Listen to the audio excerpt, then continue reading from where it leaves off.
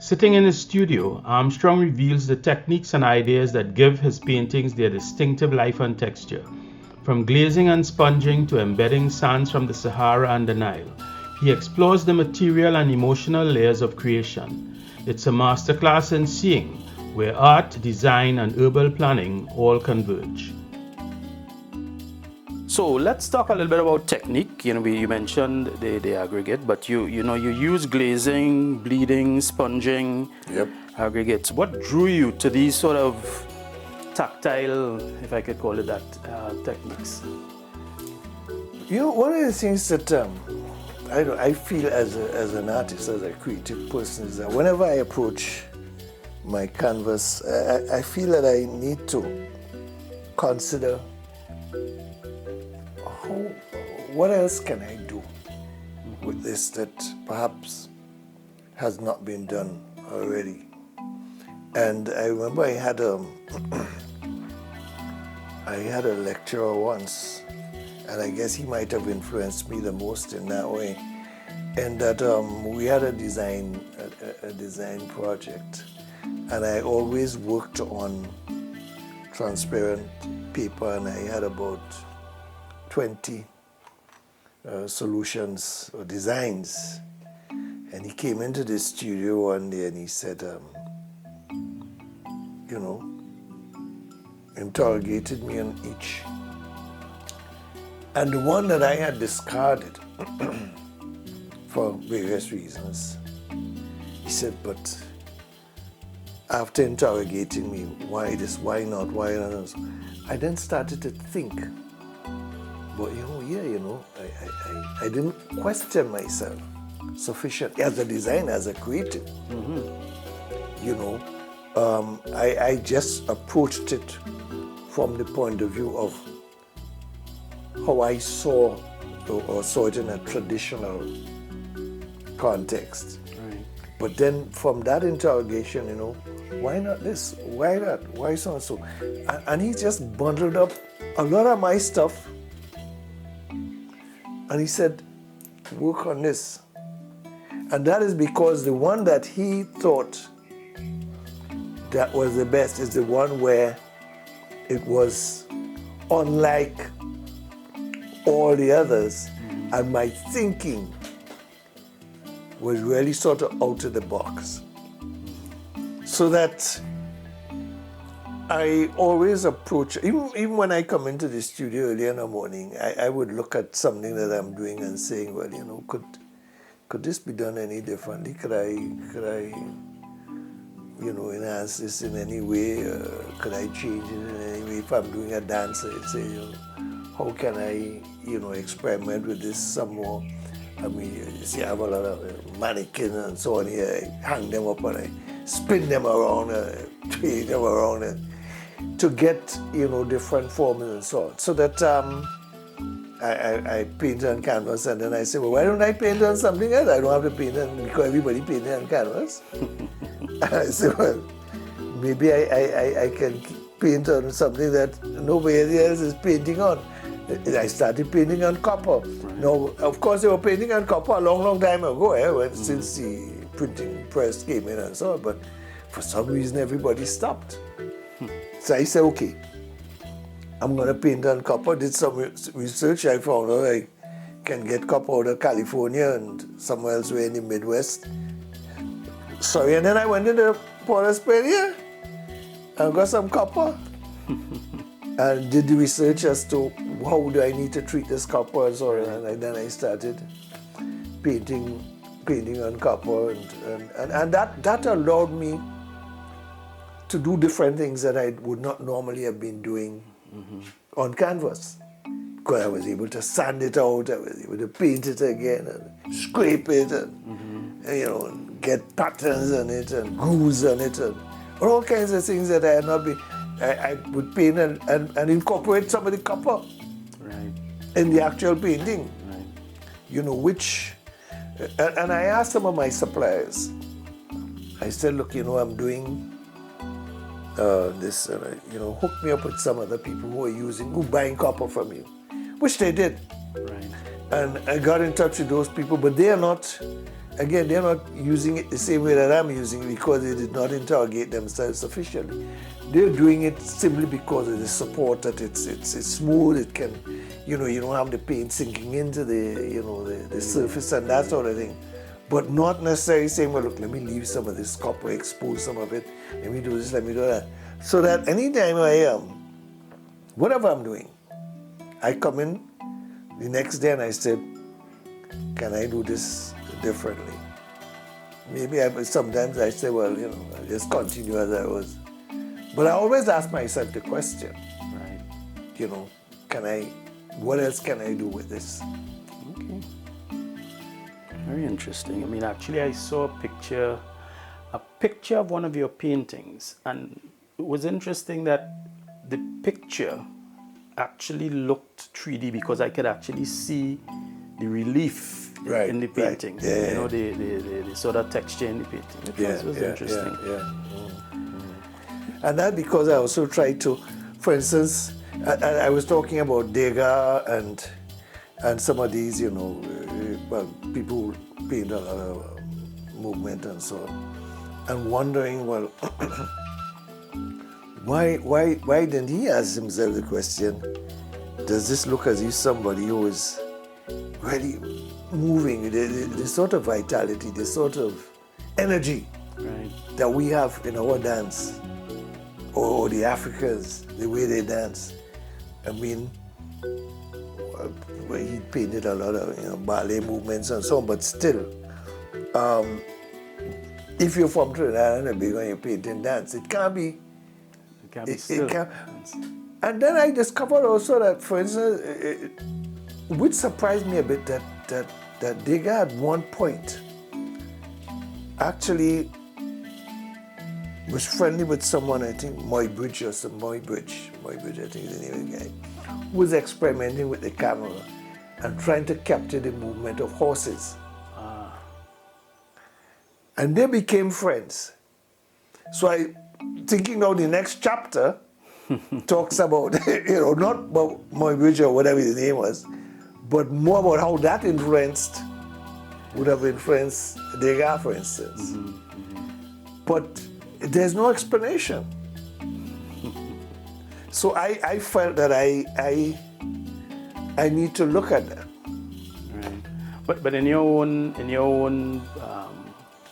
experimentation, I mean, has there been, or have you had collaborations with other artists? In terms of techniques, in terms of, sharing ideas of how to, make those expressions?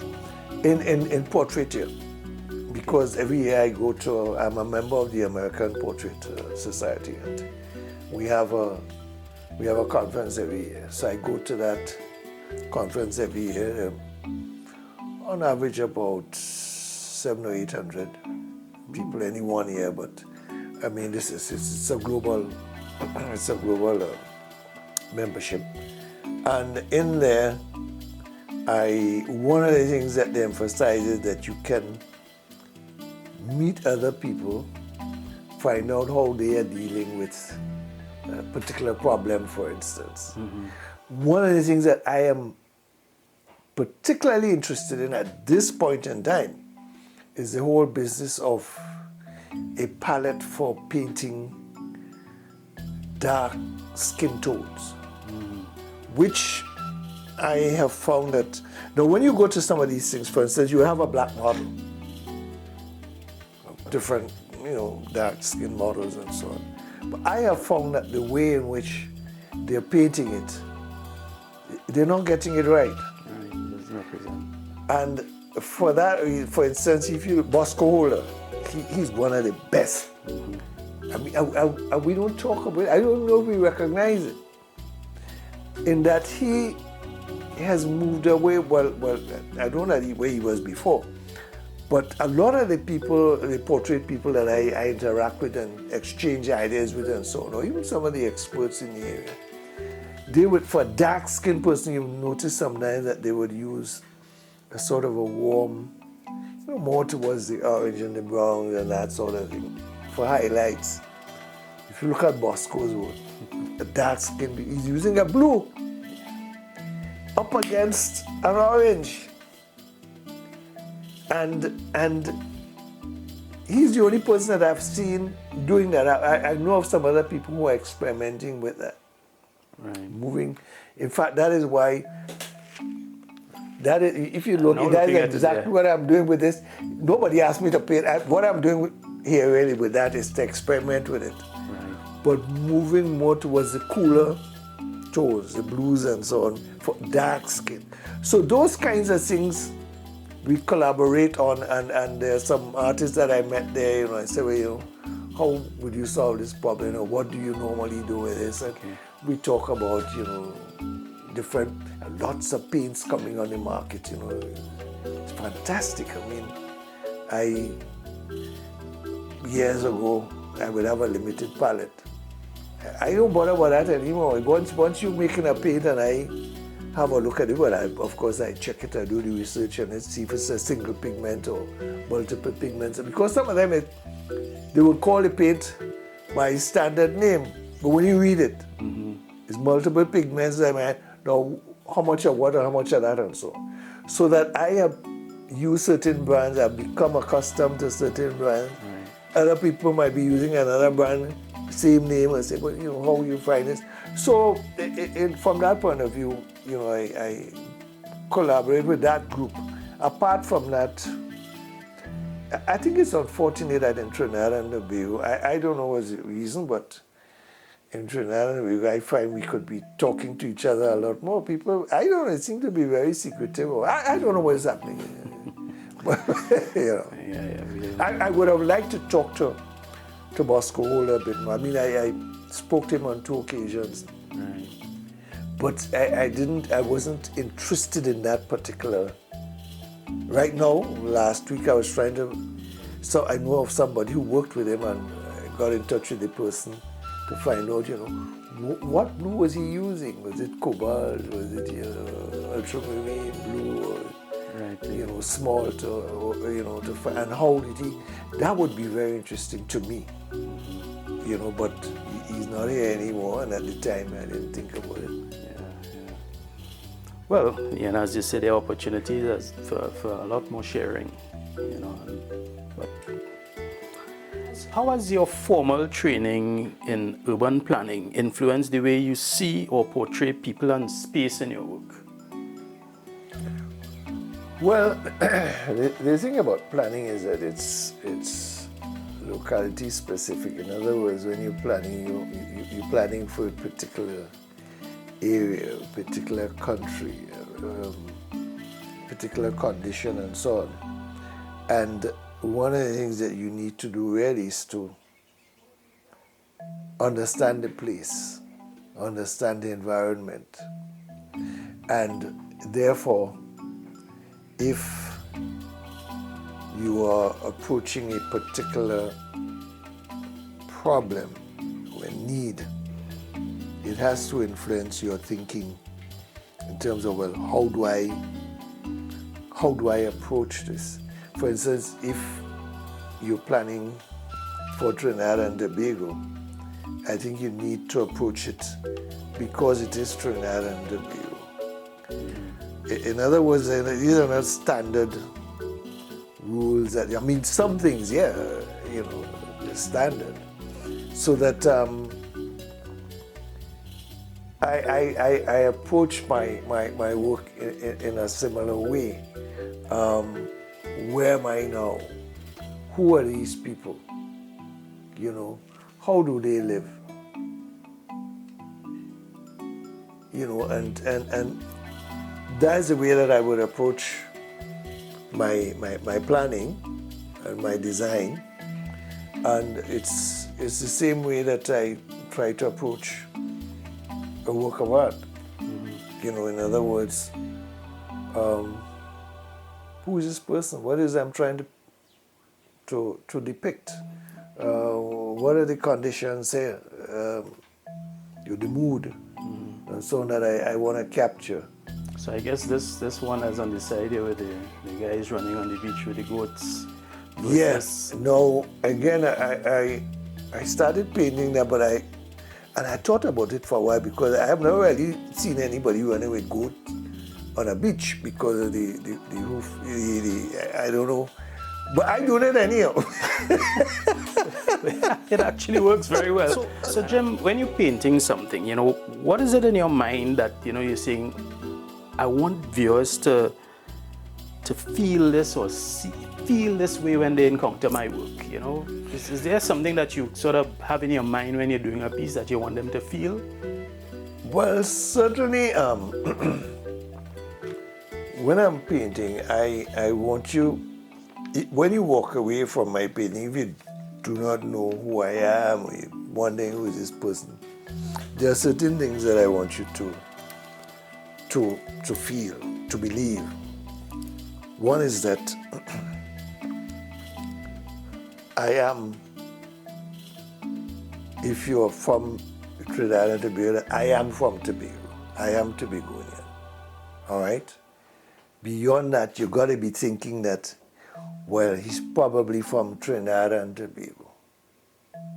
Because of what I'm trying to capture. As I said, I'm a representational artist. Beyond that, you must understand that he's probably black. All right? Again, because of what I'm depicting. And if you go beyond that, you gotta say, well, this guy is from a place where it's fast-paced. It's, there's gaiety, there's joy, there's love, there's, that sort of thing. I which is why I'm not a non-objective. I'm not a metropolitan artist. I'm not painting for. I am of this place. Right. So that is what I want to. If even I get into some abstraction, I want you to recognize that they say, okay, well, guess where this guy is from. It shouldn't be too difficult. A question to figure out, where he's from. As you just observe with these guys running with these goats, I mean, if you really would say, well, goats, fellas racing goats. If you want to go and research it, go and research it, but or if you figure, oh, that guy, that's from Tobago, as you just said, you saw. Yes. So that is what I would like people to go away with, and the whole thing that I'm also a critical thinker. I'm also I want to do new things. I want to express myself differently, without losing the essence of who I am or where I'm from. Okay, that's excellent. You've worked in academia, planning, art, painting, and politics, in a sense. How do you see those worlds all connecting for you? Well, I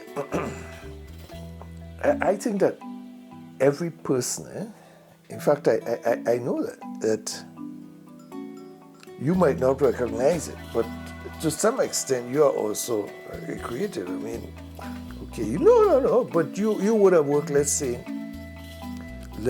in banking, and because of something that is happening in that sector, you probably get up 2 o'clock one morning and say, well, how can we solve this? How can we improve this? How can we become more competitive? How can we outstrip our competitors? And it's the same thing that Arthur Lewis was saying. C.L.R. James said the same thing. So then you have to say, well, look, I can do this, I can do that.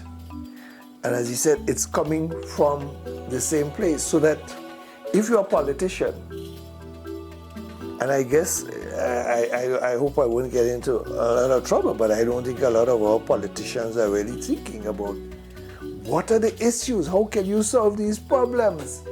Rather than just going in the parliament every day and because, I'm thinking, well, what I have to do really is, tackle it.